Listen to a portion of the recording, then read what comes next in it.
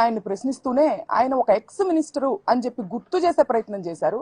అయితే ఆయన్ని రెచ్చగొట్టినప్పుడు కానీ మీ పార్టీకి సంబంధించిన వారు ఆయనకు సంబంధించినటువంటి మహిళలమైన మా మీద దాడి చేసినప్పుడు కానీ మీకు ఆయన ఒక ఎక్స్ మినిస్టర్ అని మీకు గుర్తు లేనట్టుంది. అయితే ఎనీహౌ అసలు ఇది మొత్తం ఎక్కడ మొదలైంది? ఇది మొత్తం వెంకటేశ్వర స్వామి వారిని మీరు ఇవాళ ఒక వైసీపీకి సంబంధించినటువంటి రాజకీయ నాయకుడిగా చూస్తూ ఆయన మీద పోస్టర్లు వేసి దుష్ప్రచారం చేస్తూ ఆయనకి దుస్థితి కల్పించారు.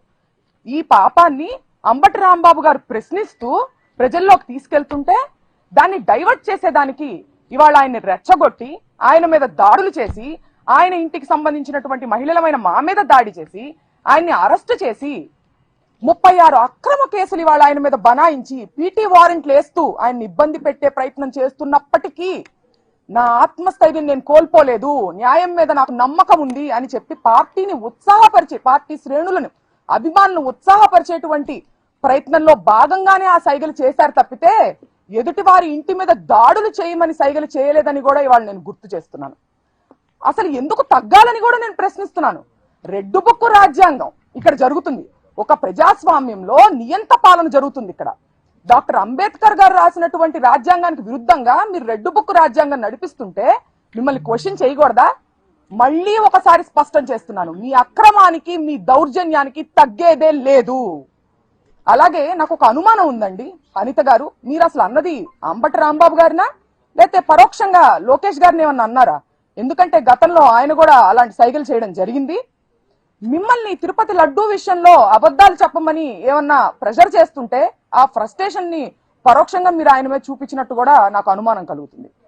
అలాగే ఈ సందర్భంలో మీరు గతంలో అమ్మ అనేటువంటి పదంలో కూడా ఎంత భూతర్థం తీసి మాట్లాడొచ్చు, ఎంత అశ్లీలంగా మాట్లాడొచ్చు అని చెప్పి మీరు ప్రపంచానికి తెలియజేశారు. చూసారా? ఆ ఘనత మీకు మాత్రమే చెందుతుందని కూడా నేను చెప్తున్నాను. అట్లాగే ఇవాళ మీరు తలదించుకునేటువంటి విషయం నేను ఒకటి చెప్తానండి. హోంమంత్రిగా మీ పోలీసులు ఎవరైతే ఉన్నారో మా వైసీపీ కార్యకర్తల మీద దాడి చేస్తుంటే వాళ్ళు ప్రొటెక్ట్ చేయకపోగా మిమ్మల్ని ప్రొటెక్ట్ చేయడానికి మాకు ఆర్డర్స్ లేవు అని చెబుతూ దొడ్డిదారి నుంచి పారిపోండని అంబటి రాంబాబు గారికి వాళ్ళు సలహా ఇచ్చారండి. దీనికి అంబటి రాంబాబు గారు ఏమన్నారో తెలుసా? నా ప్రాణాలు ఇక్కడైనా వదులుతాను, చావనైనా చస్తాను, కానీ దొడ్డిదారి నుంచి పారిపోయే ప్రసక్తే లేదని ఆయన చెప్పడం జరిగింది. మరి మీ పోలీసుల పనితీరు ఎట్లా ఉందో ఒకసారి మీరు ఆలోచించుకోవాలి. అలాగే ఇదే సందర్భంలో మంత్రివర్యులు లోకేష్ గారు మాట్లాడుతూ సీఎం గారి తల్లిని అన్నారు అని చెప్పి ఆయన అనడం జరిగింది. సీఎం గారి తల్లి అయితే ఒకటి, ఇంకొకరి తల్లి అయితే ఒకటా అండి? తల్లులందరూ ఒకటే కదా. మీరు పవన్ కళ్యాణ్ గారి తల్లిని తిట్టచ్చు, ముద్రగడ గారి ఇంట్లో ఉన్నటువంటి మహిళల మీద దాడి చేసి వాళ్ళని లకారాలతో మీరు తిట్టచ్చు. ఇవాళ అంబటి రాంబాబు గారి ఇంట్లో మహిళలమైన మా మీద దాడి చేసి మమ్మల్ని తిట్టచ్చు.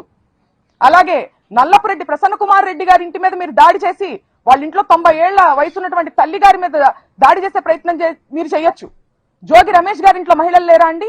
ఆ ఇంటి మీద కూడా మీరు దాడి చేయొచ్చు. దీన్ని ఖండించాల్సినటువంటి అవసరం మీకు లేదా? అలాగే ఇదే సందర్భంలో మీరు ప్రతిపక్షంలో ఉండంగా అప్పటి గౌరవ ముఖ్యమంత్రి జగన్మోహన్ రెడ్డి గారి మీద మీరు లండన్ కి వెళ్లారు అనే ప్రస్తావనతో మీరు ఎట్లాంటి అశ్లీల వ్యాఖ్యలు చేశారో మీరు ఒకసారి గుర్తు చేసుకుని ఆత్మవిమర్శ చేసుకోవాల్సిన అవసరం ఉందని కూడా ఈ సందర్భంగా నేను లోకేష్ గారికి తెలియజేస్తున్నాను. అలాగే ప్రశ్నించడానికే ఉద్భవించింది జనసేన పార్టీ అని చెప్పారు పవన్ కళ్యాణ్ గారు. మరి ఈ ప్రశ్నలన్నీ ఎందుకు ఆయన అడగట్లేదు అనే ఒక పెద్ద ప్రశ్న మా అందరికీ ఉందండి. దయచేసి మీరు వీటన్నిటిని ఖండిస్తూ వాళ్ళని ప్రశ్నించాలని కూడా నేను కోరుకుంటున్నాను. అంటే ఎంత దురదృష్టం అంటే అండి, ఇవాళ ఆవిడ మహిళ ఒక హోమ్ మినిస్టర్, ఒక రాష్ట్రానికి సంబంధించిన హోమ్ మినిస్టర్ అనేది ఆవిడ మర్చిపోయారు. కేవలం ఒక టీడీపీకి సంబంధించినటువంటి కార్యకర్తగానే ఆవిడ స్పందిస్తున్నారు. ఇరుపక్షాల ఉన్నటువంటి తప్పుల్ని ఖండించాలి వివక్ష లేకుండా అనేది ఆవిడ బాధ్యత కాదా? ఇటు పక్కన వాళ్ళ గ్రంథాలయం చైర్మన్ వందన గారు చేసినటువంటి వ్యాఖ్యలు ఆవిడకి చేరలేదా? అవి రెచ్చగొట్టేటివి కాదా? గల్లా మాధవి గారు తరువాత రోజు దాడి జరిగి అరెస్టు జరిగిన తరువాత రోజు కూడా ప్రత్యక్ష ప్రసారంలో కూర్చుని ఆవిడ మమ్మల్ని బెదిరిస్తూ రెచ్చగొట్టేటువంటి వ్యాఖ్యలు ఖండించాల్సినటువంటి బాధ్యత హోమ్ మినిస్టర్ గా ఆవిడకి లేదా అని సందర్భంగా నేను ప్రశ్నిస్తున్నాను. ఏమండి, దాడి చేసినటువంటి వాళ్ళని అదే మాటలు మాట్లాడి రెచ్చగొట్టినటువంటి వాళ్ళ మీదేమో స్టేషన్ బెయిలిచ్చి పంపించేశారు.